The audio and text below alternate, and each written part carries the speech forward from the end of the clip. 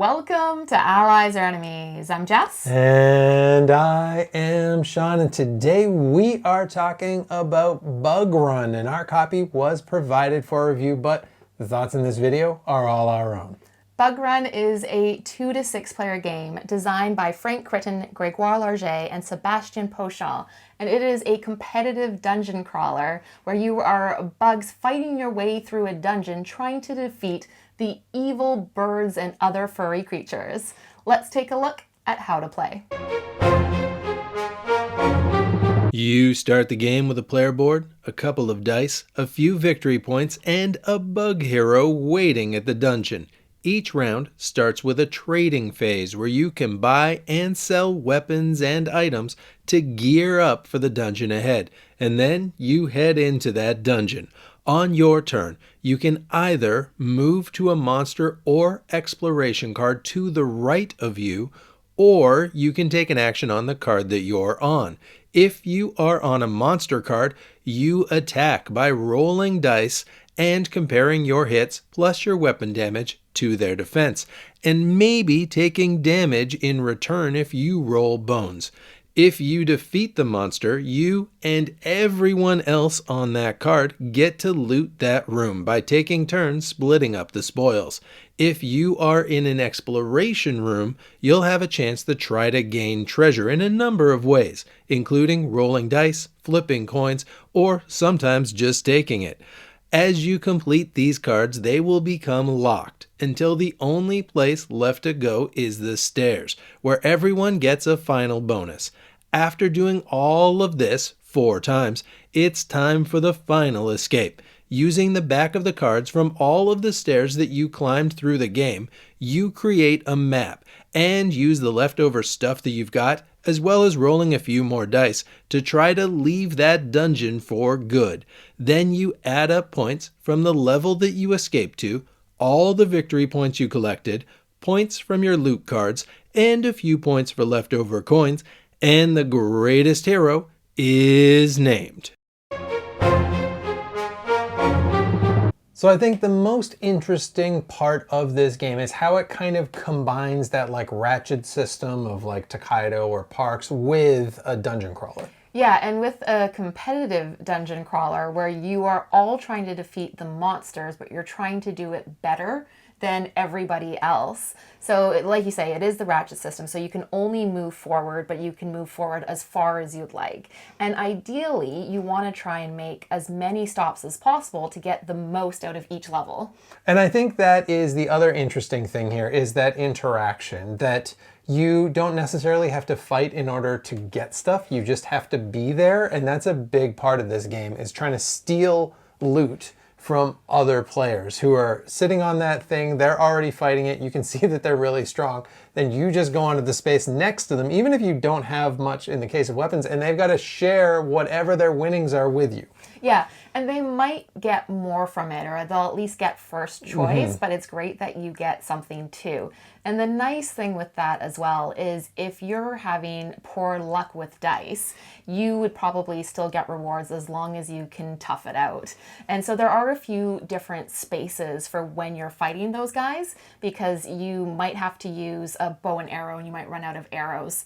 You might have to use a sword and you might get hurt. So you wouldn't necessarily always be able to just like lay on a monster, but usually you can benefit from the rewards. Yeah, usually you can, and even when you're fighting as well, this game is like very kind in its dice, because you're rolling 2 dice, and I think most of the sides either help you out or don't do anything. There's only one side that hurts you on those dice. And I found it's pretty rare that we don't hit the, whatever we say monster, but they're actually super like adorable fuzzy animals. But there aren't that many times when we don't hit it at least for something. And even when it hits you back, usually it's for like 2. Yeah, I don't think we've ever died, which is when you go to the lowest level, if you have to lose another heart, instead you lose 5 points, which is a lot of points, and then you go back up to the starting level. But there are times when I will choose not to fight something because I'm very low on health. And it's nice that there's no elimination. So even if you are beat down, you get to carry on and you can make a comeback. Yeah, it is hard to make a comeback when you're losing that 5 coins because things are going to be pretty tight, and 5 coins is quite a bit in this game, but at least you still get to play. You don't have to be like, sorry, get out of here. You're just going to sit here and watch us for the next 25 minutes. And this is very much meant to be like a gateway dungeon crawler game. So it makes sense that that is in this game because I really think this is the sort of game that I've seen a lot of people ask, what is really a gateway dungeon crawler game that I can get my kids into, or maybe even that I want to get into. And a lot of folks suggest Mice and Mystics, which is a game that I adore. I think it's a terrific game, but it is a little bit more complex than people expect it to be. And I think this is probably that kind of like first climbing step, maybe, if you are also okay with that ratchet system. Yeah, I think it is a fairly accessible dungeon crawler that has really streamlined things because your weapons are pretty straightforward. You have either your sword or your bow and arrow. You can upgrade those, but only twice each. You don't have to worry about like attacking things at range and how far away it is that you often get with dungeon crawlers and maps, because instead that's just like indicated on the card that you're going on. So I think it is really simplified. Part of that means there is a lot of dice rolling. And I think that is kind of the key to this game, is that it is really simplified. This is, most times you're going somewhere, you are rolling dice, you're getting things. I think a few of the fun things are that you're getting, those different things, is choosing those things that you're getting, thinking about what other people might want to take and, taking theirs. There's an awful lot of hate drafting in this game. And also that trying to steal stuff by moving on to people's things. And those different little mini games. So there's a bunch of little kind of treasure cards, and I think there's like 7 slightly different mini games on those cards. Yeah, so it is nice that it isn't just the fighting, because you might race ahead just to get to those treasure cards. And a lot of them involve like flipping the token.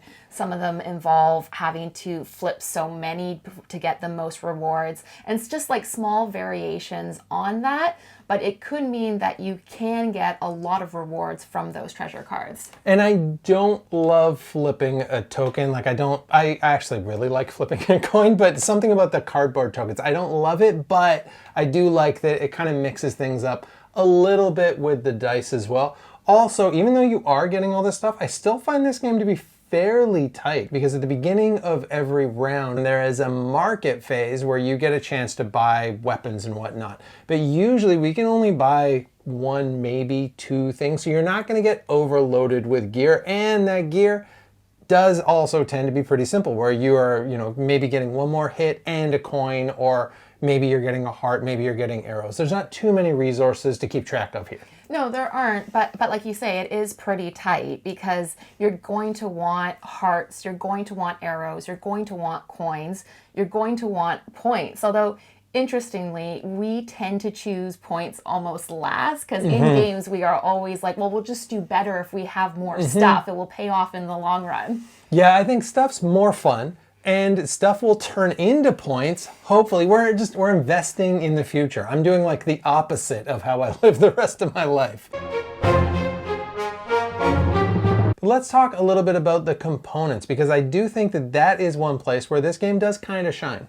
Yeah, and I think there are a few key highlights, and one of those are the player boards, because they are dual layer player boards, and all of the cubes, I think, fit in really nicely. Really snugly. And it has really clear indications for all of your upgraded equipment, which I think, again, streamlines the game. And also on those player boards, we haven't talked about this yet, but they all have little asymmetric abilities. You can choose to play without those, but I wouldn't.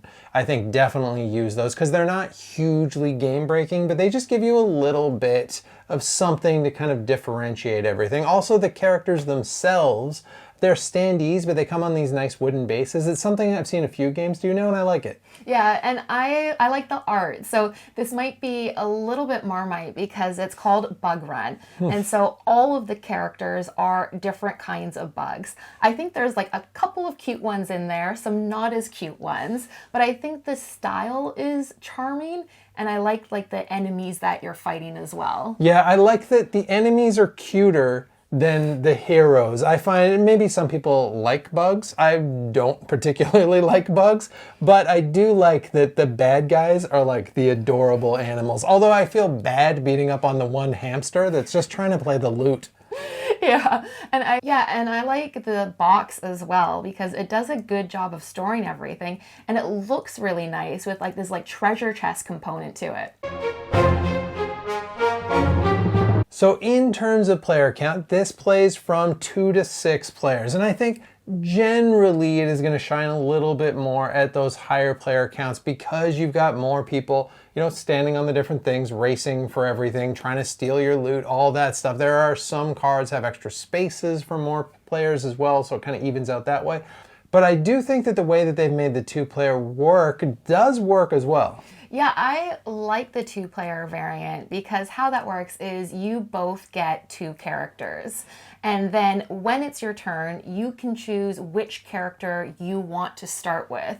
And then you like flip over one of your tokens to say that you've used that one. So the next time it comes back to you, you do have to use the other one. But when it refreshes, you can use either one you want. And we find we tend to make sure that if we're fighting with somebody, we don't use that character because we want the other person to beat the monsters and then we get the rewards. So it does work at two players and you're pooling up all of your points, but you are keeping all of your resources or your equipment separate to each one of those characters as well. But there's not enough overhead in this game that feels at all difficult. I never feel like, oh no, where was this guy? Like everything's pretty simple. It's really easy to keep track of.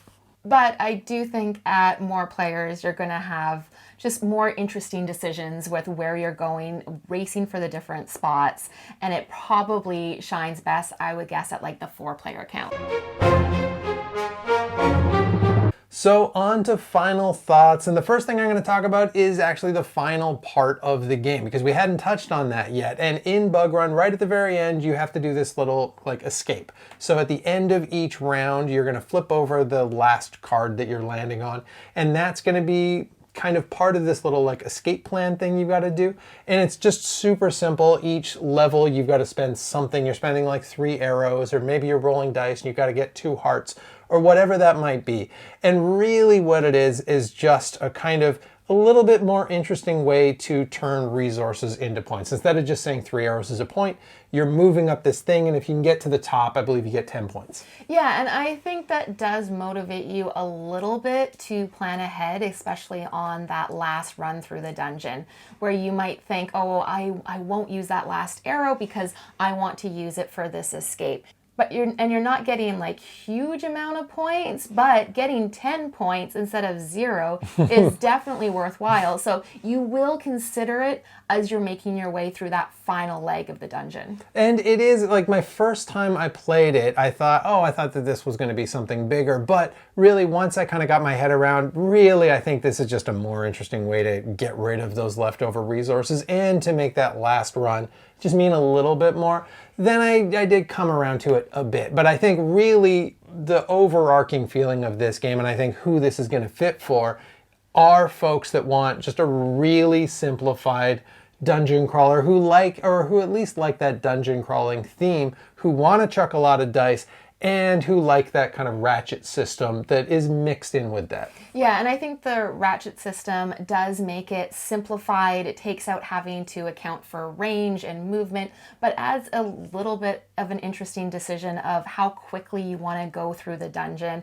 I think it would work really well for families because I could see like 10-year-olds really liking this, but parents also being engaged and very happy to play with their kids. Yeah, I think this is one that is going to shine with kind of older kids. I could see them really getting into this. That kind of like, they've played Chorus Quest, they want that kind of next level up, or they're not quite comfortable enough to go to like a Mice and Mystics, or especially like a Gloomhaven. And this does a good job of that. Or even just that they like dungeon crawly games and they want something that does something just a little bit different. And they like that kind of simple dice rolling. And it is nice that it is very friendly dice rolling. Usually you're going to hit stuff. You're not in too much danger. You're not going to get eliminated. There's not going to be any player elimination. So it's generally a kind of friendly game, but a friendly game about kind of stealing other people's rewards. Yeah, it is a very competitive game, but it is nice that you're not going to die. It's not incredibly difficult, but you are very much competing with the other players. And that is it. Have you played Bug Run? What did you think? And what are other intro dungeon crawlers that you might recommend? Thank you so much for watching. And as usual, please like, subscribe, and hopefully we'll see you next time for another game.